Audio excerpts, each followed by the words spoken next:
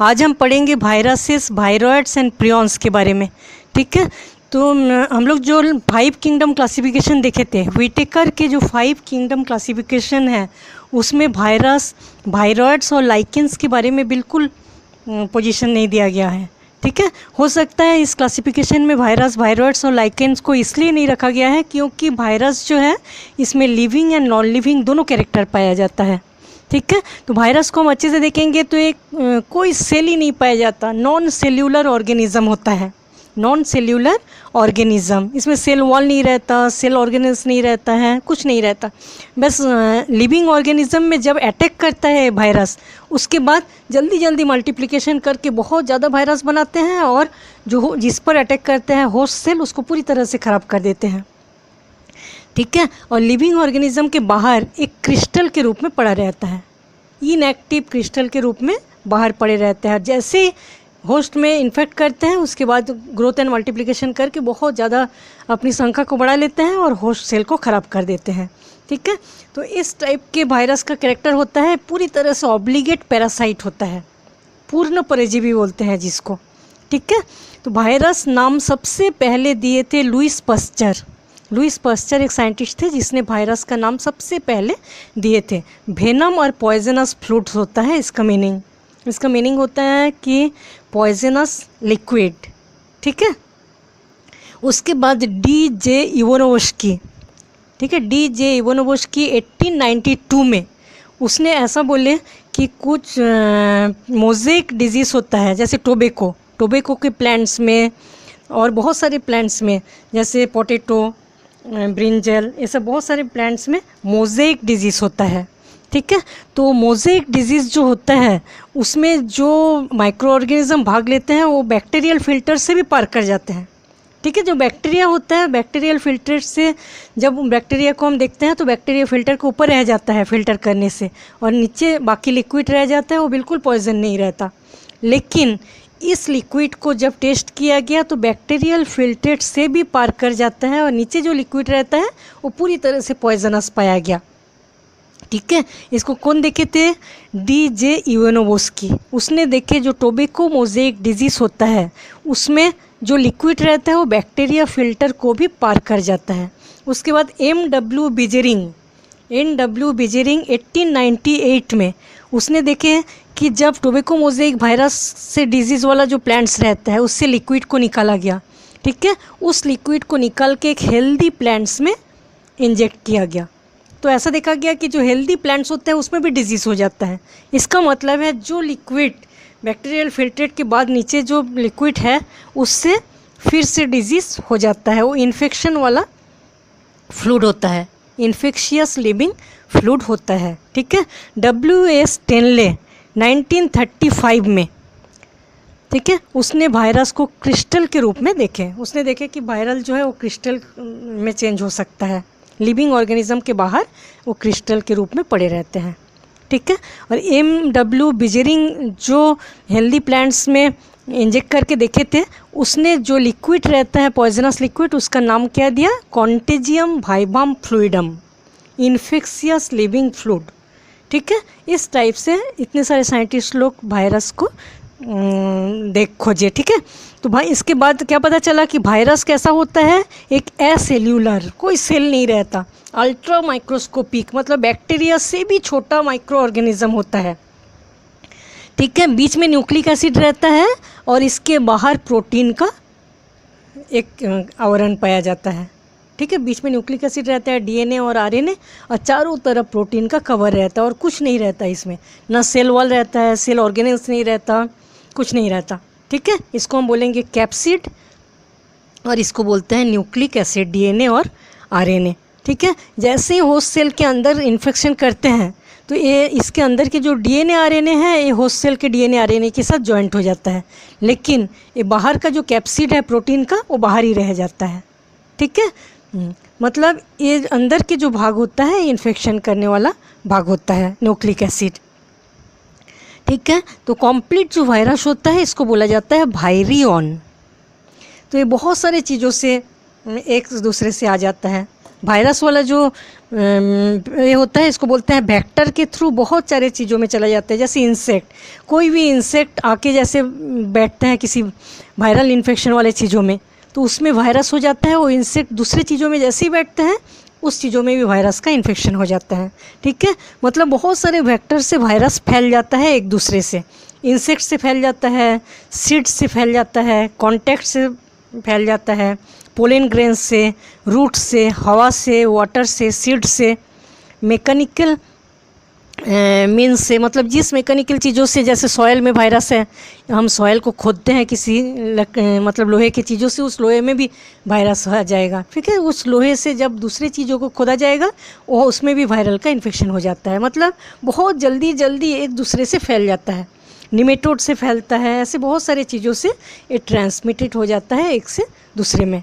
ठीक है, तो वायरस जो है इसमें दोनों टाइप के कैरेक्टर पाए जाते हैं। बहुत सारे लिविंग कैरेक्टर भी पाए जाता है और बहुत सारे नॉन लिविंग कैरेक्टर भी पाया जाता है। ठीक है, इसलिए इसको ऐसा माना जाता है कि कनेक्टिंग लिंक है नॉन लिविंग ऑर्गेनिज्म और लिविंग ऑर्गेनिज्म के बीच में।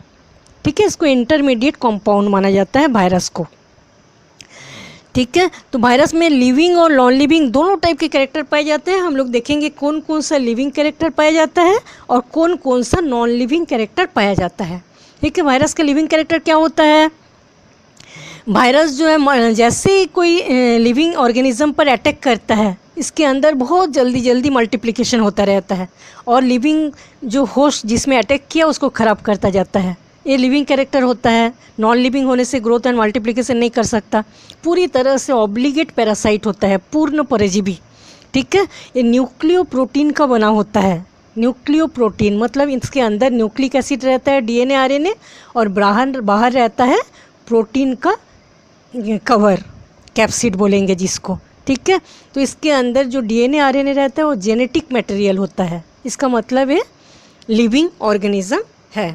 ठीक है, तो ज़्यादातर ऐसा होता है कि प्लांट में अटैक करने वाले जो वायरस होता है उसमें आरएनए पाया जाता है, सिंगल स्ट्रैंडेड आरएनए पाया जाता है। और एनिमल पर अटैक करने वाले जो वायरस होते हैं उसमें डबल स्ट्रैंडेड आरएनए और डबल स्ट्रैंडेड डीएनए पाया जाता है, ऐसा देखा गया है।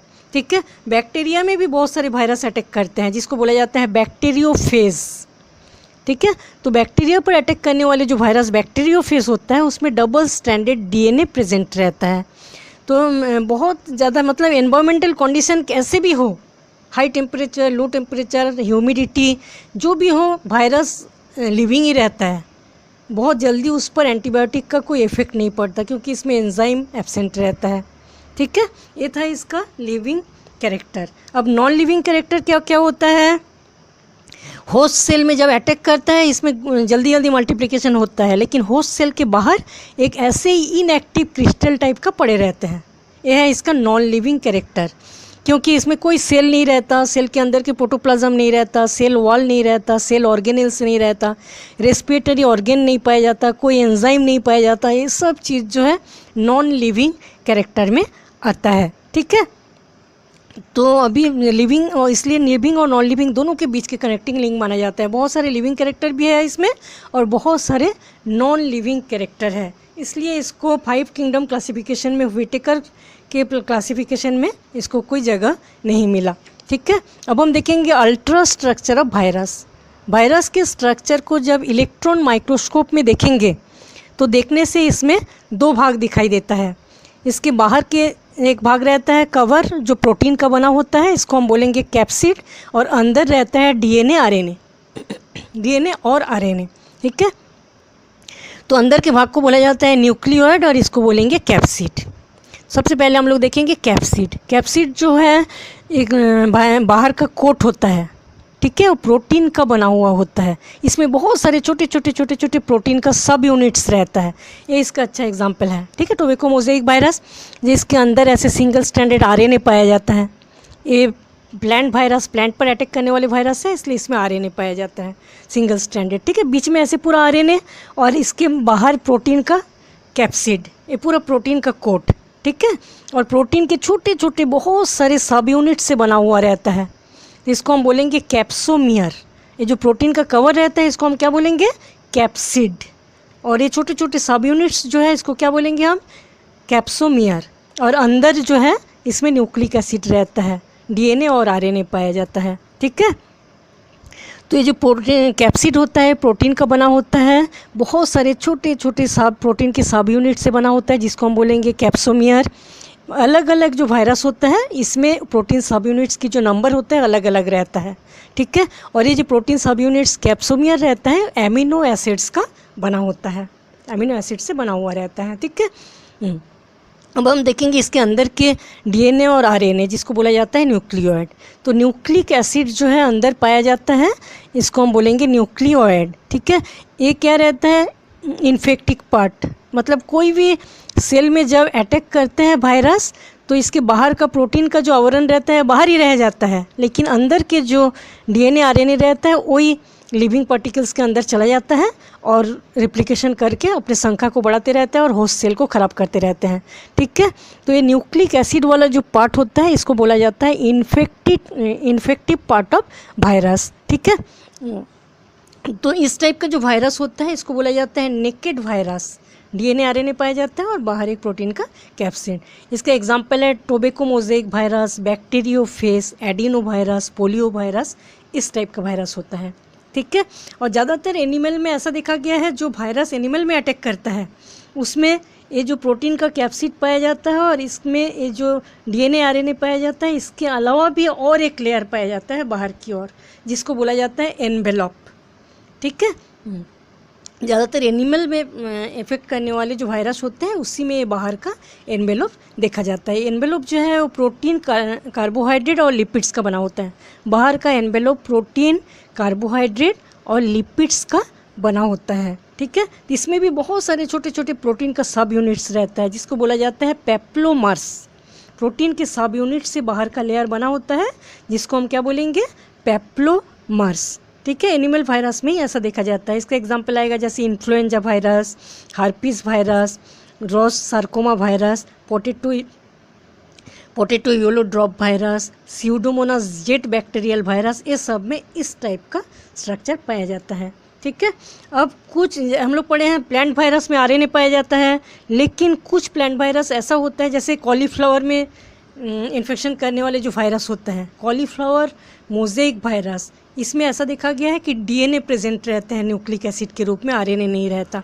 ठीक है, और डबल आरएनए प्रेजेंट रहता है रियो वायरस, उन ट्यूमर वायरस में ऐसा देखा गया है कि डबल स्ट्रैंडेड आरएनए प्रेजेंट रहता है।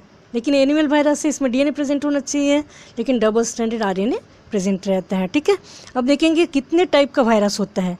हेलिकल मतलब रॉड शेप वायरस होता है जैसे tobacco mosaic virus, potato mosaic virus. ठीक है, स्पेरिकल मतलब गोल round shape virus, polio virus, adeno virus, herpes virus गोल होता है। ठीक है, कॉम्प्लेक्स वायरस, कुछ वायरस ऐसा होता है जिसका स्ट्रक्चर बहुत ही कॉम्प्लेक्स होता है जैसे बैक्टीरियोफेज। ठीक है, अब हम देखेंगे टोबैको मोज़ेक वायरस के बारे में हम थोड़ा सा देखेंगे।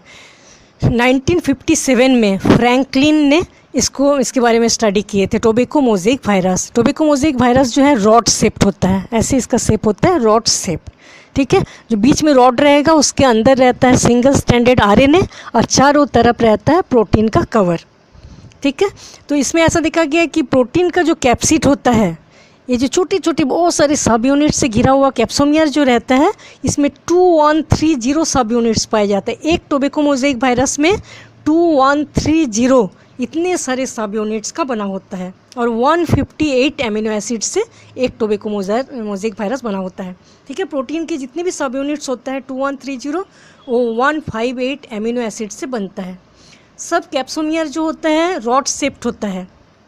ठीक है, और हम लोग ऐसे देखते हैं कि इसको इस स्टार मतलब घूमते हुए पूरा पाया जाता है, इस टाइप का दिखता है। तो 129 टन्स एक टोबैको मोज़ेक वायरस में सब प्रोटीन सब यूनिट्स का रहता है। ठीक है, इसके अंदर आरएनए का सिंगल स्ट्रैंड पाया जाता है, सिंगल स्ट्रैंड आरएनए अंदर रहता है और चारों तरफ प्रोटीन का सब यूनिट्स रहता है। प्रोटीन का जो कवर रहता है इसको बोलेंगे कैप्सिड और छोटे छोटे जितने भी सब यूनिट्स हैं इसको हम क्या बोलेंगे, कैप्सोमियर।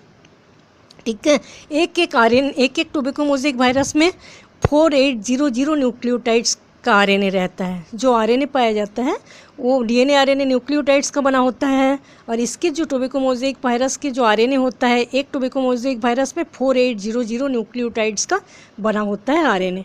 ठीक है। अब हम देखेंगे डिजीज़। वायरस से बहुत सारे डिजीज़ होता है। ह्यूमन में small pox, polio, dengue, mumps, cold, measles, herpes, influenza, hydrophobia, AIDS, ये सब रोग देखा गया है। ठीक है। और माउस में ल्यूकेमिया, डॉग में रेबीज़, और प्लांट्स में जैसे mosaic virus, tobacco mosaic virus, sugar cane mosaic virus, ladies finger mosaic virus, potato mosaic virus, papaya mosaic virus, peas mosaic virus, इतना देखा गया है। ठीक है। बहुत सारे लिप रोलिंग, मतलब वायरस के इफेक्ट से लिप जो है रोल हो जाता है, और बहुत सारे लिप में कर्लिंग देखा गया है। लिप जो है पूरा सिकुड़ जाता है, जैसे पोटैटो के लिप में, पापाया के लिप में ऐसा देखा जाता है वायरस के इन्फेक्शन से। ठीक है। प्लांट्स का लिप जो है येलो हो जाता है। लिप के जो भेन होता है, बहुत सारे जो हम रेटिकुलेट वेनेसिन जो पाए जाते हैं, हर भेन जो है येलो और वाइट हो जाता है। लिप में क्लोरोसिस हो जाता है। क्लोरोसिस मतलब ग्रीन कलर का जो लीफ है, वो लिप पूरी तरह से वाइट हो जाता है या येलो हो जाता है, इसको हम बोलेंगे क्लोरोसिस, मतलब क्लोरोफिल गायब हो जाता है। नेक्रोसिस, ब्राउन हो जाता है, मतलब जितने अंदर के जो सेल्स रहता है धीरे धीरे खराब होता जाता है और ब्राउन होता जाता है और मर जाता है, इसको हम बोलेंगे necrosis. Outgrowth and tumour like structure, virus के इफेक्ट से ऐसी आउटग्रोथ लाइक स्ट्रक्चर बन जाता है बहुत सारे प्लांट्स में। ड्रॉफिंग मतलब प्लांट्स लंबाई में बढ़ता नहीं है, छोटा ही रह जाता है। सांटेड ग्रोथ, छोटा ही प्लांट्स रहता है, बढ़ता नहीं है। ठीक है। ऐसे बहुत सारे वायरस के इन्फेक्शन से बहुत सारे प्लांट्स में अलग अलग टाइप के कैरेक्टर दिखने लगता है। ठीक है। जैसे vein clearing, chlorosis, necrosis, outgrowth, stunted growth, dwarf, ये सब हो जाता है। बहुत सारे वायरल इन्फेक्शन से प्लांट्स के अंदर भी बहुत सारे कैरेक्टर में चेंज हो जाता है। ठीक है। इंटर सेलुलर स्ट्रक्चर में, सेल के अंदर की जो स्ट्रक्चर है उसमें बहुत सारे अलग अलग टाइप के स्ट्रक्चर बन जाते हैं। जैसे क्रिस्टल्स, नीडल से क्रिस्टल बन जाता है सेल के अंदर, एक्स बॉडीज़ बन जाता है। ऐसे बहुत सारे इंटरनल सिम्टम्स भी दिखता है वायरस के इन्फेक्शन से। ठीक है। और वायरस के इन्फेक्शन होने से क्या हो जाता है, जैसे प्रोटीन सिंथेसिस बढ़ जाता है शरीर में, रेस्पिरेशन का रेट बढ़ जाता है, मेटाबॉलिक एक्टिविटीज़ बढ़ जाता है। बहुत सारे परमेबिलिटी, जो सेल का परमेबिलिटी जो है वो भी ठीक से काम नहीं करता। एंजाइमिक एक्टिविटी जो है, एंजाइम का एक्टिविटी भी बढ़ जाता है, और बहुत सारी फिजियोलॉजिकल एक्टिविटीज़ में गड़बड़ हो जाता है, एबनॉर्मेलिटीज़ दिखाई देता है। ठीक है। हम लोग जानते हैं, हम लोग को जब बहुत ज़्यादा बुखार आता है, मतलब कोई भी रोग के विरुद्ध में लड़ने के लिए हमारे शरीर का टेम्परेचर उतना ज़्यादा बढ़ जाता है। ठीक है। और मेटाबॉलिक एक्टिविटीज़ भी चेंज होता रहता है। इस टाइप के बहुत सारे एक्सटर्नल इंटरनल सिम्टम्स प्लांट्स में दिखाई देने लगता है वायरस के अटैक से। ठीक है। कुछ वायरल डिसीज़ देखेंगे हम लोग, जैसे एड्स HIV वायरस से होता है, इन्फ्लुएंजा एमीमिक्सो वायरस से होता है, खसरा पैरामिक्सी वायरस से होता है, रेबीज रेबडो वायरस से होता है, हेपेटाइटिस वायरस से होता है। ठीक है। इतना वायरल डिजीज़। अब कुछ अलग टाइप की चीज़ों भी पाए जाते हैं, जैसे वायरॉइड्स। 1971 में टीओ डिनर इसने डिस्कवर किए कि कुछ वायरस से भी छोटा छोटा इन्फेक्शियस एजेंट पाया जाता है। ठीक है। जो कि जैसे पोटैटो में पोटैटो स्पिंडल ट्यूबर डिजीज़ फैलाता है, मतलब वायरस से भी छोटा होता है।